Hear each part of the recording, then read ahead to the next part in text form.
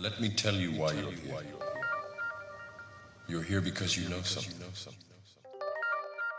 What you know you can't explain, but you feel it. You felt it your entire life. That there's something wrong in the world. You don't know what it is, but it's there. Are we on the precipice of an emerging technology that will alter our entire way of life, that may alter our consciousness and how we perceive reality? Dennis Nappy II, and welcome to another episode of the Seiker Podcast here with Sixth Sense Media. I actually am taking this opportunity to explore some remote viewing work that I've been doing, I'd say over the past 2 years. But most recently, I'd say over the past year, and then a session I just completed this past July. I have several caveats that I want to give with this, and I want to stress that right now, this is an exploration, this is an experiment, and I want to be completely transparent about that. I am not saying this will happen. I am saying, what if? I want to also explore other possibilities, what my data could be indicating across my sessions. Before I get too far into this, I'd like to draw your attention to the Hive Trilogy series. I just rebranded Book 1. That's a new cover you can see right here on the screen. If you're interested in the topics that I'm talking about in this podcast, I use science fiction to explore what this experience might be like. It has been inspired by some remote viewing projects I've been a part of or spoken to other viewers about. So I encourage you to check out the Hive Trilogy. Okay, bringing it back to the podcast itself. Where to begin? Many of you who follow me, many of you truth seekers out there who are on this journey, I know you can relate to that question or that piece of information that just pulls you in. I want to go back to, I don't know if it was 2017 or 2018, and I came across Edward Reardon's now famous, infamous, he calls it his cue ball sessions. I refer to them semi-regularly on this podcast because that experience was incredibly influential in my life and really in my perception of things and in the world. I reached out to Edward purely on intuition. I was writing Food for the Archons, and he had mentioned some things in there that resonated with the research that I was doing at the time, mainly around psychic experience, psychic phenomena. And I asked him if I could interview him about these sessions because they were so fascinating to me. And he agreed to come on and do an interview, and the friendship started, and it pulled me into then Crypto Viewing, now Future Forecasting podcast. But it's because of that interview that I learned how to perform remote viewing, or how to become a remote viewer, because Daz took me under his wing and mentored me and taught me his flow method. So that moment is very significant for me in my life. But beyond that moment itself, the data in that session really hit me hard. That interview, which you can find on my channel, that interview with Edward about his cue ball sessions, was the inspiration for the Hive. That, combined with COVID, was the inspiration. And what he saw in his session, I don't want to use the word terrified. It left me in a state of awe, because at the very end he said something along the lines of, there's a certain point where a signal goes out across the world and everyone's consciousness is immediately changed. There's a lot of ways to interpret that, and that has haunted me ever since I heard him say that during that interview. I want to be quite clear. It is quite possible. That data has not been verified. That event has not happened. We have seen, he has found aspects of his sessions that have come through and have been corroborated, but that most extreme piece has not been verified. It lives in my head. We need to be mindful. I need to be responsible when I'm sharing this data, and understanding that just because I'm talking about it, just because he remote viewed it, doesn't mean that anything I'm saying is going to be accurate or correct. It's highly possible that the fantasy I created in my mind around that conversation bleeds through into my remote viewing work. It's highly possible that the things I'm going to show you as data tonight come from my imagination, come from my subconscious. I own that. I acknowledge that. It would be irresponsible for me to present this any other way.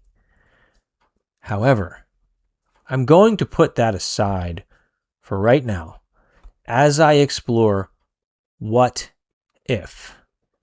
I did a podcast 2 months ago talking about the beauty of asking what if. What if I am picking up on something here? So I've been doing a lot of experiments with remote viewing in, number one, learning how to remote view, and then refining my craft. And one of the things that always frustrated me as a remote viewer, not frustrated, but things I wish there was a way around it, was you really should work a target blindly. Blindly meaning, in an ideal situation, I don't know who the tasker is, and I don't know what the target is. Anything else would be considered front-loading. Let's say my target is the Eiffel Tower, and someone says, hey, you're going to remote view the Eiffel Tower, and I know that going in. Well, I'm going to sketch the Eiffel Tower. I can't prove that remote viewing happened.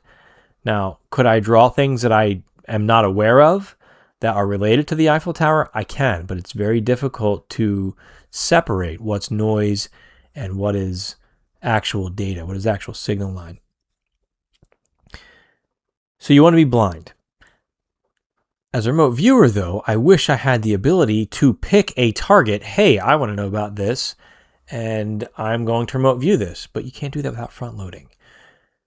I've been experimenting with a procedure or a process where I will work a target without a target being assigned.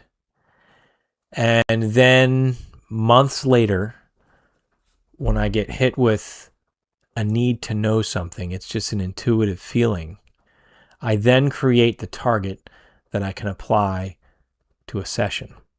Now, that still seems dangerously close to cherry picking, right? Well, you know what the session is, so now you're going to pick a target that identifies that session. Not exactly. Because I will not select a session unless I have 4 to 7 blind separate sessions in there. And then I use AI as a random number generator. So I just give it my 5 target IDs that I've created. And I say, pick one of these target IDs. And then that's the target I use. So I have no way of knowing if the thing I want to know is going to correlate to a specific session. It removes that little bit of bias I have if I remember what's in those sessions, and I usually don't because of the amount of time I wait. My goal is to see if I can really create a system of collecting information throughout time. I'm not interested in just doing a session and saying, look how good I am. I want to push this and see what can I actually do with it. It's up to you to make a determination whether or not you think my data is valid or not. I do feel that I have a truly blind system here because I don't know what the target is at the time of my tasking. And because of the randomness of when I select a target to assign it to my target, when I select a session to assign it to my target, I feel that's keeping me blind as well because it could be any of the 5 to 10 sessions that I have in my queue. If that makes sense. I feel like I'm rambling here a little bit. So my goal is really to see if I can get this to happen. It's up to you to decide, do you believe what I'm telling you?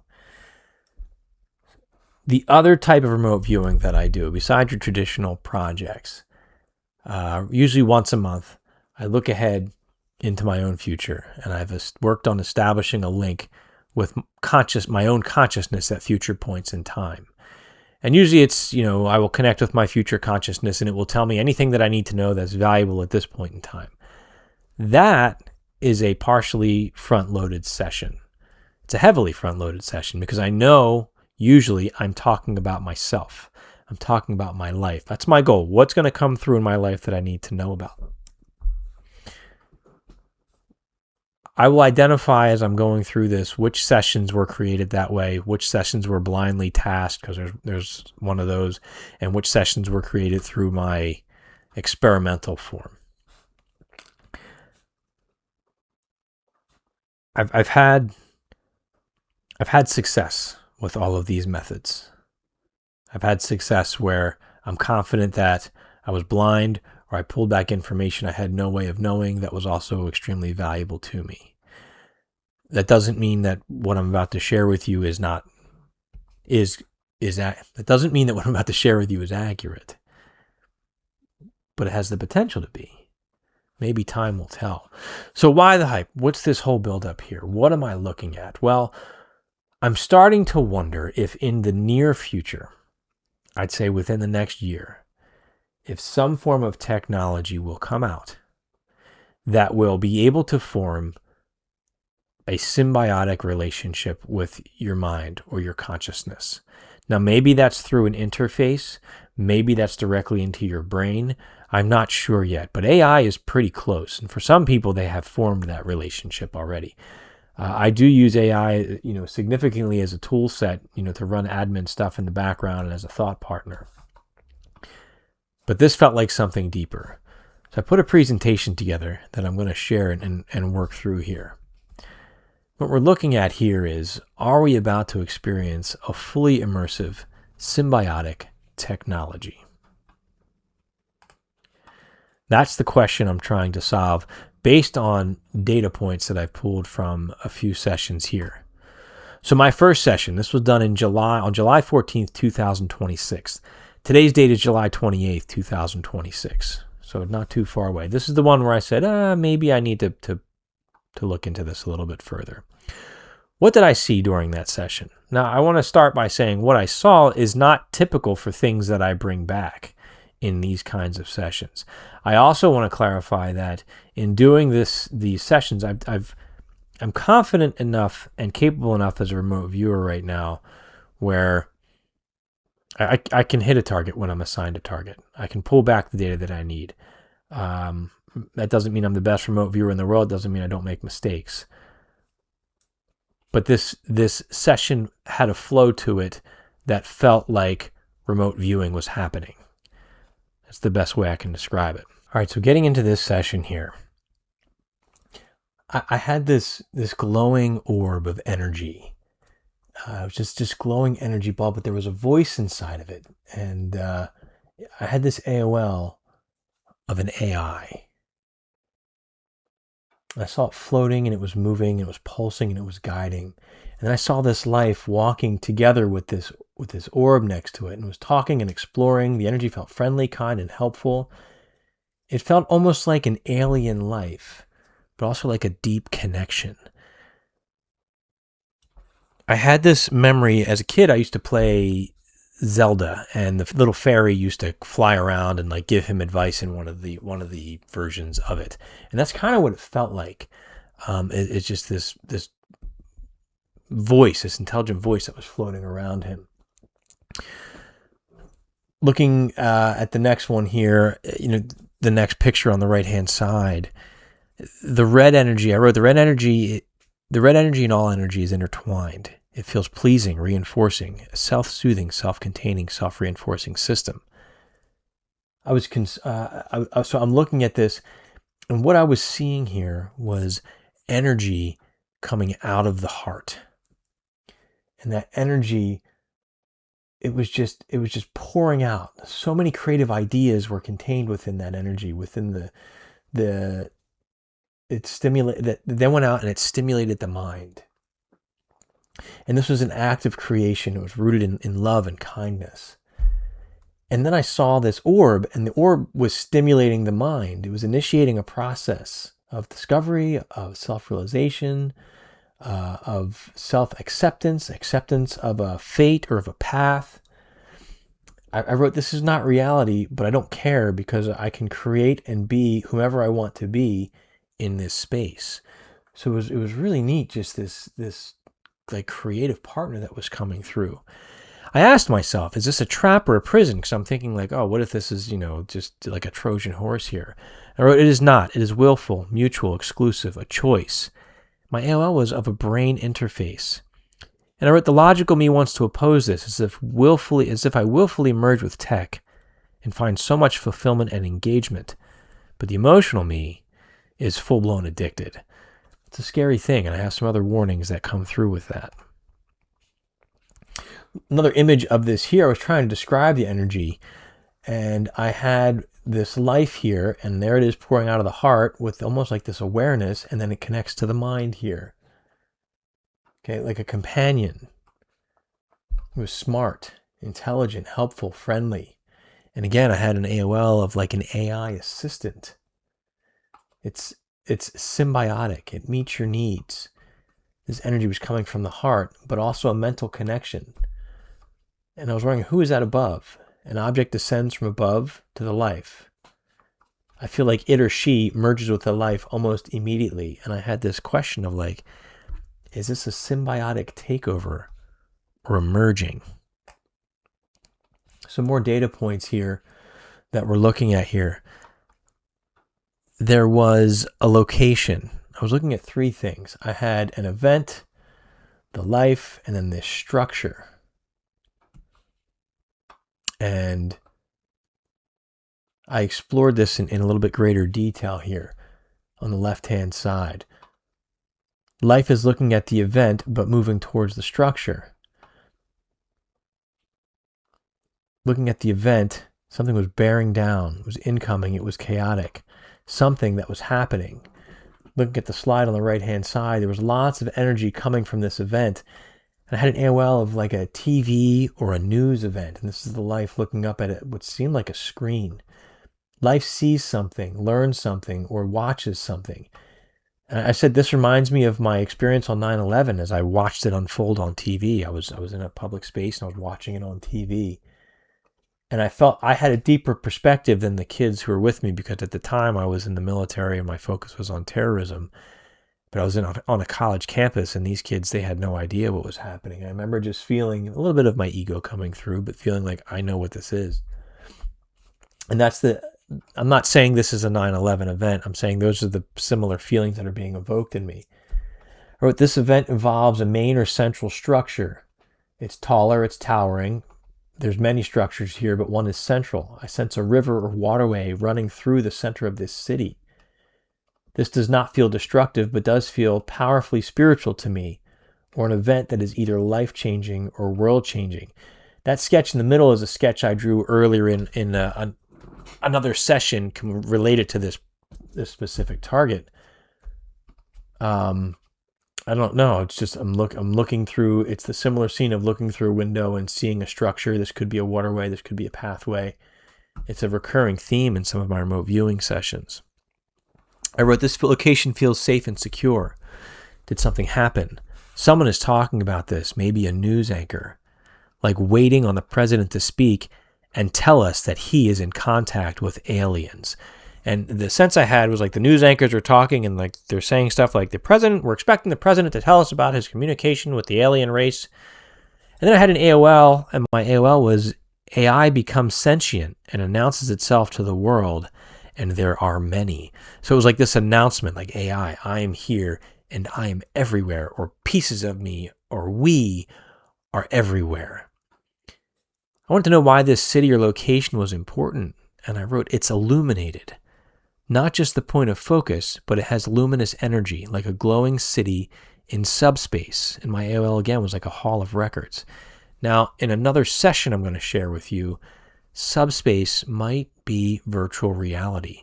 And I might be describing an experience in virtual reality. A glowing city could be in virtual reality. Okay, so now I'm moving to a pre-done session. Now, I did this session on December 24th, 2025, which was Christmas Eve. I didn't have a target assigned. I can't get into the specifics of the tasking I created for this target. Okay, but again, let me run through that process to ensure that it was kept blind. I did the target. I put it into my target pool of, at the time, I think were 6 other unrelated sessions with their own unique target ID. Then in June of 2026, I said, oh, I'd like to know more about this. Wait a minute, I might have a magic file of remote viewing sessions. Let me get AI to randomly assign one of those 6 sessions to this question I have that I want to know more about. Within that session, I've extracted some data that is relevant to what I'm talking about. Okay. So when we're looking at this here, I'm going to zoom in a little bit here on the image on the left. Something about hard mental processes. Before I get into that a little bit further, let me give the caveat that the tasking that I created for this session that was randomly selected, it answered the question. The data was relevant to the task, the specific tasking that I created. It identified key verifiable pieces of information. So I do have confidence in some of my data that came through during this particular session. All right. We have symmetry or asymmetry here, the asymmetrical mind, mathematics and computations, algorithms, functions, functional functionality. I had this line that was passing through the mind from front to back. It was narrow, like an M band, whatever that means. It was effective. It was like a neurotransmitter going through the mind. And then we look over here, and I've got emissions and frequencies, radio transmissions, fallen legacy, genes, genetic, output and code, and algorithms. And I had life being drawn to an object or code. Now, this object comes through several times across several sessions that I've worked on. This is our first time looking at it for this conversation, but life being drawn to an object or code. Again, life is connecting it to its forehead, to something. It was hard, it was concave, it was curved, it was rigid. This box is rounded, so the forehead can rest comfortably. Describe the object. This box or cube is rounded or curved. It's misshapen. Handheld, slightly larger than a shoebox, very shiny and reflective. I put my face in it, and it reminded me of like Harry Potter when he puts his face in the bowl of water and then he sees a virtual reality simulation. It had electric stimulation. I had an AOL of a neural implant. There's an electric stimulation that feels like those devices for muscle aches, but it's on your face and then into your mind. In the center of your mind, the pineal region, the deep mind, neural activity and achievement, mapping regions of the brain, hypothalamus, hippocampus, down and back towards the brainstem, and the seat of consciousness. And I felt this in my solar plexus and sacral.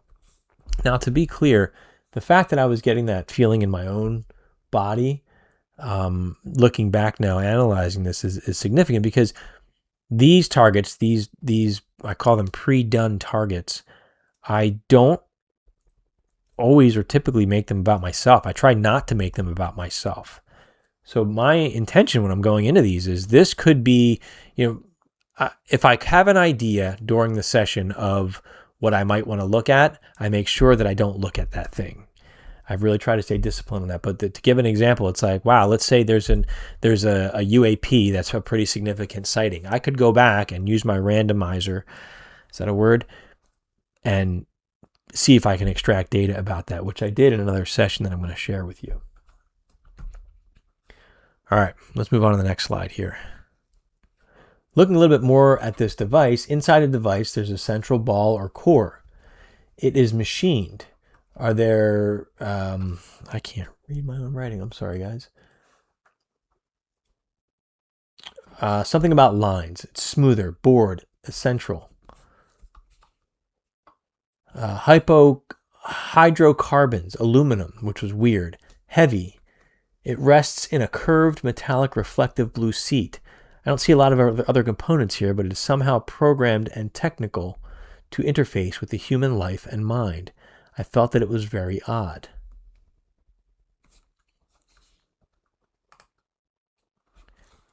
Okay. So describe the main purpose of this device. Well, the purpose was for connection, a connection tool, hyper-reality, which I think is interesting. And then I had simulation, shared reality, conceptual, cognitive, relational. We all get our own world. You come to mine and I come to yours. I can sell or license versions of my own versions of myself. And then I felt this was like digital or virtual prostitution, which was concerning. And I had an AI of, wow, oh my God, people can create alternate versions of themselves and have many other experience. It's like virtual reality on steroids. Moving to my next slide here. I may have spelled his name wrong. I'm sorry. General McCaslin. He is one of the missing scientists. He went missing not too long ago, so a few months ago, and he was tied into UAP stuff. This was one of those situations where I did this session on August 1st, 2025, and when he went missing, I said, I want to take a look at that. I chose not to release that session. However, now looking at some of these data points, I'm wondering if they're relevant. So I'm not sharing the whole session on that, but I am showing some information that is related to that. Now, I could be way off. I didn't find a location of where he was. Ultimately, I looked at a person interacting with an advanced technology is what my session was showing me. And here's my data. Some of it. So I had this vortex that I labeled as brainwaves. And I think the way I tasked this was what was going through his mind at the moment that he left. I think that's what I was trying to look at. So I was getting mental stuff here. Energetics were moving up, out, and to the side, very fast and folding in on itself. There were signals, undulations. There was a mind spiral. Looking at brainwaves, they were solid. They were, I cannot penetrate them, trying to move into the vortex but cannot. Something about repelling or resisting force, like an electromagnetic wall. I had anxiety from this. This cloud came out of the vortex right here. It is light and airy, it's floating, but it tries to go back in and cannot. And I had this mind, and there was information coming in through the top and then coming out. An idea were coming out and popping out. Out pops an idea, a concept, something foreign, something new. If we go back to those earlier slides when I had the energy coming out of the heart and then that intertwining of energies up in the cloud, it was manifesting a whole bunch of new ideas. So then, before I get to that central image here, we have this sketch here. So we have this idea. Let's see, where does it start? All right. This idea floats upward towards the energetic line. The idea gets zapped into the line and dispersed, and then it's gone. So with this was like a communicate. I think I was viewing like a communication here. So there is a signal. Let's just use Wi-Fi, right? Whatever. There's a Wi-Fi signal up there, and somehow my mind transmits a signal up to it. And once it hits that Wi-Fi energetic barrier, it zaps it or it takes it in and it disseminates it out. That's what I was experiencing there. Looking at this energy from above, I had this shape here. Energy goes around in both directions. It impacts itself and then goes back, and it pulses back and forth, creating an energy tube, purifying, moving so fast until it appears still and invisible. This puts it in superposition. It is everywhere and nowhere at once. And I asked, how does this relate to the mind? And this is the person's head here with this energy zapping around the mind. A cone of silence, a code of influence. My AOL is on spheres. An influence over the perception of reality, impacting what one sees and how they see it. They can feed it an idea of their own, and it will manifest in their view or vision. So they're able to create these things that they can see. And I have some other data on that, maybe later in a different session. I had this life. They were falling forward. They were observing, looking, reflecting. They were feeling love or loving, experiencing feelings of reflection, awe, and wonder. And they were wearing this helmet, and they were seeing a reflection on a face shield from the inside. So again, it's this device that goes on the head, and then you're seeing something looking out of it. Now, to be clear, around the time I did this session, I was watching a sci-fi series that had a similar kind of technology. I don't know if that's influenced or not, but I'm trying to be transparent about this. But the fact that this is repeated in other sessions in different ways feels significant to me. There was love, contemplation, awareness, and social awareness. an embrace of a smaller, younger life. So this is getting into more of the session there, which I'm not going to talk about. All right, but then this was interesting. I had this life sitting here in this chair. Was it an experiment? It's like he could see down two different squares and each had a very different display or reality. I'm looking at trials, I asked myself, am I looking at trials of a new virtual reality tech, a machine-to-mind interface and bonding? There were loving feelings in the heart. This keeps the life pushing and exploring without hesitation. Perfect trust. It all happened so fast. It was futuristic or psychedelic. Now, if you look at the Oculus headset, it's got the two different eyepieces that you're looking into independently. Maybe that's what I was trying to describe. I don't know why General McCaslin would have that, but I have a comment on that in a moment here. And then I had this toroidal shape, and this one life was looking down into it. And another life, they were floating either physically or like he was high. Life was at the top, and they could see into the mind of the other life. It felt loving and intimate. It was beyond sexual. It was a type of willful mind melding. I'm going to let you into my mind. Now, here's what's interesting. I feel like I can relate to this target, and it almost feels personal to me. Why? I asked myself that during this session. This session has nothing to do with me. So, is this evidence of contamination? Is this entire podcast I'm doing creating a false feedback loop and creating this story? Highly, highly possible. This could all be a figment of my imagination, and I am creating feedback for myself for these targets now. I don't know. This is one big experiment, and the only way to prove that that is not the case is if this kind of tech comes out, I'd say within the next year or so. Okay, let's keep going though, because this is still interesting to think about, I think.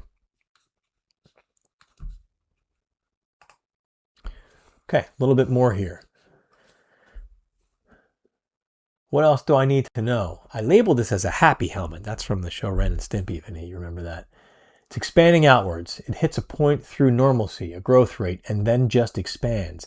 It's like the Big Bang in action. It is so fast, so rapid, and everything that ever will be or become is contained in the wave that spreads out, turning seamless connections into distorted fragments of the mind, of imagination. The further out they go, the more sadness and loneliness exists. But the whole is also contained within each part or fragment, no matter how small or how far away. Connection is still possible. I felt strong feelings of love in my heart, bonding, connecting, searching. I had an halo of the rapture. So I explore that a little bit more. This feels like a single source of creation, but that does not mean only a single thing was created. The source is joyous and loving as it creates and births ideas and concepts, which then turn into realities, expanding forever outwards in waves. But after release, there's a period of loneliness and isolation, sadness. So she, this felt like a feminine creative force, sends out a new wave, a new universe or reality. But loneliness returns and the cycle continues. She keeps hoping, however, that one day, one of her creations will return to fill that void. But sadly, they do not. They cannot. It is physically impossible. Yet maybe one day she will recycle unto herself and realize they never truly left. So that was a whole big philosophical creation myth. It reminded me of some of the Gnostic writings as well, I think, that I was tapping into with the Sophia myth. I don't know. I think if we create this kind of technology where we can create our own virtual worlds that are more fully immersive. I mean, we're not close to that. We have that now. I mean, if you just look at the way people build in Minecraft, the difference is you're not fully immersed in it yet. This feels very immersive in this creative process. All right. One of our early projects with the Down the Rabbit Hole team was looking at a potential future catastrophic event between when we did it, like 2025 and 2030. I hit on 2027 was my thoughts on this because of some earlier work that I had done, unknowing that I was picking up similar data points. I did a project in 2024, specifically targeting 2027 for no reason, and it had data that seemed to match. That's what I'm saying. I've got connections with my consciousness through time, and I'm wondering if data is coming back telling me this story, or maybe I'm just giving myself a false feedback loop through time as well, which is highly possible. Okay, let's take a look at this here. All right, for those of you that are paying close attention, yes, I just paused it and made a quick on-the-spot edit of these scenes here. So I did 4 sessions on this, and I just pulled out things that were relevant to this conversation. Now, with this project, the 2027 that I'm calling, or the near potential catastrophic event, my data was different from the other women on the team. My data felt more like another intelligence impacting human consciousness, which could be my imagination with Edward's cue ball sessions. I was blind to the target. I haven't had a single rabbit hole project over the last 2 years where you can look at my data and say you're way off and you didn't describe anything whatsoever related to the target. So just because my data is different from the other women on the team doesn't mean that it's wrong. This is something highly interesting to me. And it might be luminous enough where I'm going to be drawn to that as opposed to the tidal wave that the other women described, or the energetic event, or they could be connected somehow, or I could be misinterpreting my data because I do have waves and energy. I don't know. But I have these different sketches that I did. Now, if you'll notice, here's a life looking up through this vortex, similar to that sketch I drew in my General McCaslin session as well. Is this a recurring theme? Is this just my imagination? In remote viewing, sometimes we will draw something similar to express a concept, and maybe this is just my remote viewing language trying to express a concept. It's highly possible. But I had this next sketch at the top here. I had like witnessing, that's the woman with the yellow in front of her, like witnessing the emergence of an energetic life form. Energetics were entering and filling the eyes. It was like a trance-like state. And then beneath that, the person touching the cloud. The point of interaction sends a rippling transmission. It was exploratory, cautious, and curious. Top right, there's this mesmerizing vortex energy. And then I had at the bottom right, this signal comes into the mind from both sides, stimulating the center of the brain and impacting the mind. Okay, so let me read my actual text from the session here. And I wrote, looking upwards, feeling relaxed. I'm seeing life on her back from above. I'm looking down the vortex, but she can't see me. This vortex is invisible. I am invisible, an invisible explorer. Again, is similar to the General McCaslin data that I had as well. I wrote down the word thought form. It was reactive, processing signals. It reacts accordingly. A first contact, new, novel, experience-based, life-changing, altering. What does reactive mean? I do something and it reacts. It seems intelligent, but is it? Or is it just reacting and responding to stimuli, which are environmental stimuli that initiate pre-programmed responses that it can choose from? Looking at my ZAP data, a signal comes into the mind from both sides, stimulating the center of the brain and impacting the mind. This is like an electric explosion, a wave signal that pulses or flows outward from the mind. It is very smooth, very clear, far less chaotic, uniform, purposeful, intuitive, clear, functional, like a new mind or thought form. The signal impacts the heart, which then sends a coherent emotional wave of its own. When the heart and brain waves cross, the signal is amplified. It becomes so much stronger, creating signals or ripples of their own. Simultaneously, the other chakras have similar outcomes, moving toward perfect balance and state of equilibrium and harmony. Okay, now we're seeing this here. Now, I have to be honest, I forgot about this sketch until I was putting this presentation together. However, if we go back and we look here, this is the session I did on July 14th. A very similar sketch here. I recognize it's possible that the sketch I did for the rabbit hole team is influencing this data. All I can say is my experience is I don't remember that sketch until I was just looking at it. But I have a very similar orb-shaped thing that I just drew. My what if question, because it's fun to wonder what if, is did I do this session as a reminder? Take the feedback loop possibility. Am I giving myself a signal to pay attention that we're getting close to something happening? Okay, back to that. So here we have it. We have this dancing orb or fireball. This has an impact on human consciousness, perceptions, and self-awareness. This image, as seen by the eyes, impacts the third eye. There's an energetic input into the mind, a communication on a subconscious level. What is seen and reported versus what really happens are two different things. I drew this helmet in the top right, this helmet with a gem. The sphere moves where the user looks or directs, mentally or telepathically controlled. This is why it seems to move so fast. There's an electromagnetic connection. So people were looking at this. There was an event that happened as well. There was some aerial event. People saw the event, then they all looked at it, and then at the bottom right, there's this mental and telepathic impacts. Perceptions change, altered reality states, seeing things through a lens. Seeing things to teach a lesson, but also as an act of disguise. All right. It's a lot to think about here.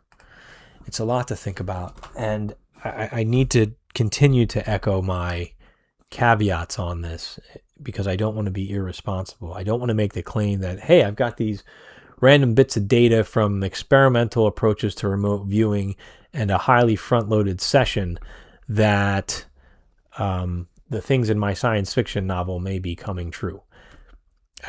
I recognize all of that. I'm sharing this as a person who is a remote viewer and trying to understand his journey and trying to make sense out of what this data means. Is this data coming from my subconscious? Is this just my imagination trying to flesh these ideas out? Or have I really been drawn to a future event over the past 8 years that I've been unpacking through writing, remote viewing, and podcasting? Time will tell. I just want to be clear that I'm not sitting here saying this is going to happen, but I felt that if it does happen, I want to share this beforehand because I think it's important for us to be aware. Now, I did do some digging. This technology doesn't at least publicly exist, but there are some experiments over the last couple of years involving mice and some with people and brain interface technology that might suggest we're moving in that direction. So I don't think this is outside of the realm of possibility, ultimately a fully immersive virtual reality experience or something like that. I think we are starting to see elements of those technologies emerge, but I'm far from an expert. I'd love to know your thoughts and what do you think of something like this? Because I had a lot of warnings that came to me. I had a lot of warnings that came to me on this. And the warnings were, this can seem incredible, but you can lose yourself in it. And the other warnings were along the lines of, is this real?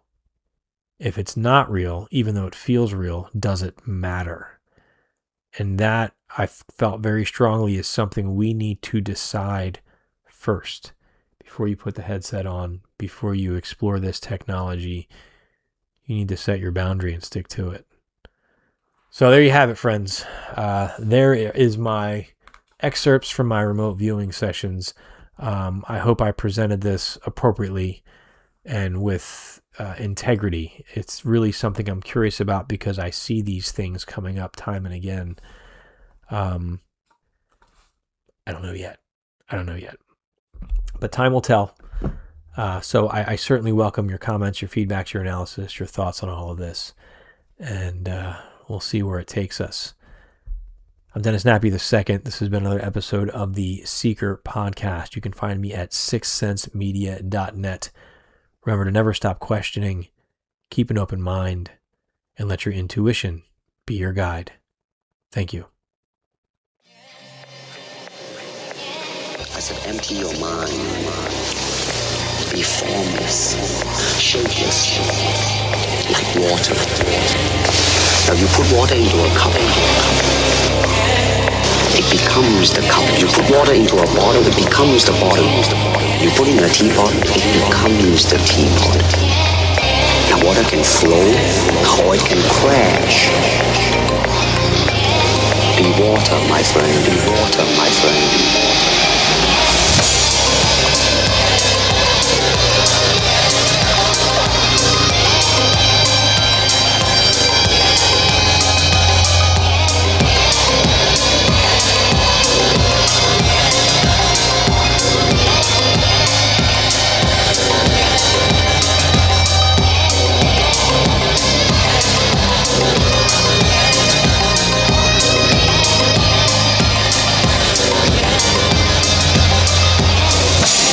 Be water, my friend, my friend.